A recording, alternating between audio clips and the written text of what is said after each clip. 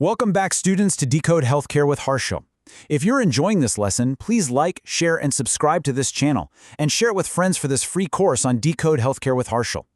Today, we are diving deep into the anatomy of a claim, unpacking exactly how clinical documentation acts as the engine driving a hospital's entire revenue cycle.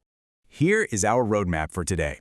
We'll start with the revenue cycle engine, decode the MSDRG, explore the power of CCs and MCCs, go over clinical documentation integrity rules, and wrap up with the FY 2026 coding updates. Let's get to it.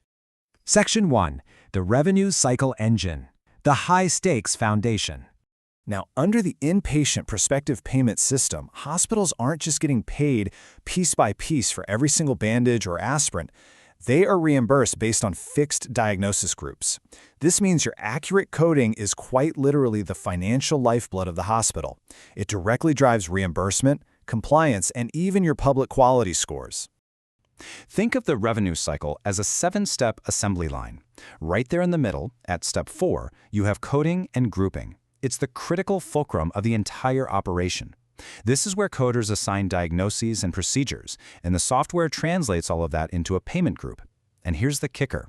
Any tiny error right here cascades all the way down and hits you as a claim denial at step 7. It's a massive domino effect.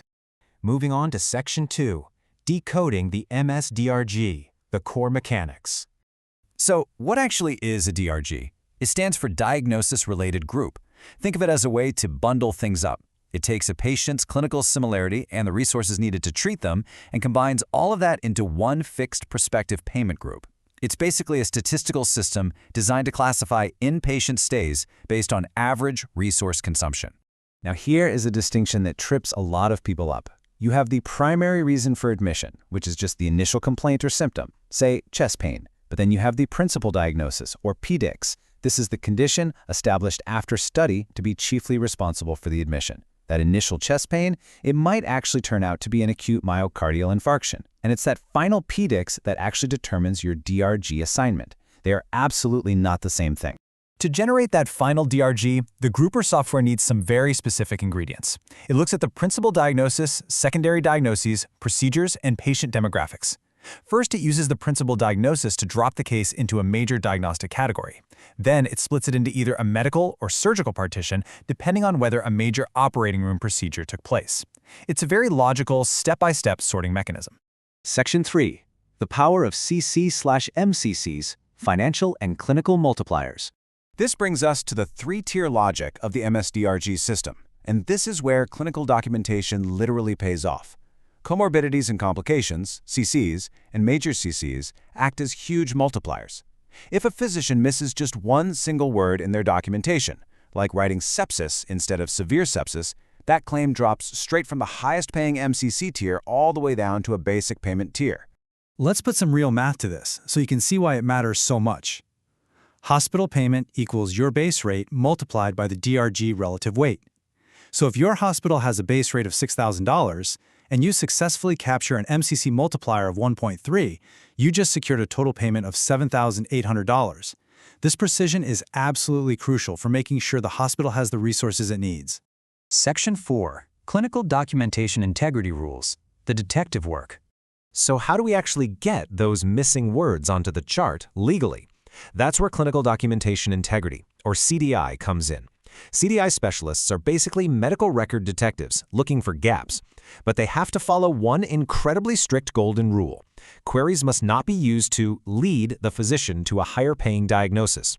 Following this to the letter is what protects the hospital from accusations of unethical upcoding and costly compliance audits. Let's look at the difference in action. You can never formulate a leading query that just hands the doctor a diagnosis. You can't ask, based on low BP, do you agree the patient has septic shock? That's a massive compliance risk. No way. Instead, you have to use non-leading questions. You lay out the clinical indicators, like the low blood pressure and high lactate, and ask for clarification. You have to let the physician connect the dots and draw the clinical conclusion themselves. It's also about knowing exactly what to query. Look at this inpatient face sheet. The admitting diagnosis here is a fever of undetermined origin. Do we query the physician to clarify that? Actually, no. Why? Because the admitting diagnosis doesn't impact reimbursement. We want to focus our integrity efforts on the principal and secondary diagnoses that are established after study. Section 5, FY 2026 Coding Updates, Real-World Evolution. Healthcare coding is a constantly evolving science, and the fiscal year 2026 updates are proof of that. A huge shift we're seeing is the deletion of MSDRG 509 for arthroscopy. It's just rarely done as an inpatient procedure anymore, so that led to the reassignment of 47 procedure codes. But on the flip side, we get an exciting brand new classification, MSDRG 209, specifically for complex aortic arch procedures. And capturing this new DRG 209 properly is no joke. Coders now need incredible anatomical precision. You literally have to track percutaneous stents across exact numbered zones in the aortic arc, right from zone 0 down to zone 4. It's a perfect real-world example of how hyper-specific clinical documentation leads directly to precise coding. So I want to leave you with a provocative question to really think about.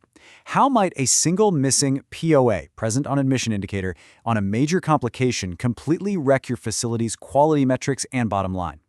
Think about it. If an MCC like a deep vein thrombosis is missing that one tiny indicator, it can trigger a non-payment penalty and completely derail your metrics. Every single detail matters in this engine. If you are enjoying this lesson, please like, share, and subscribe to this channel, and share it with friends for this free course on Decode Healthcare with Harshal.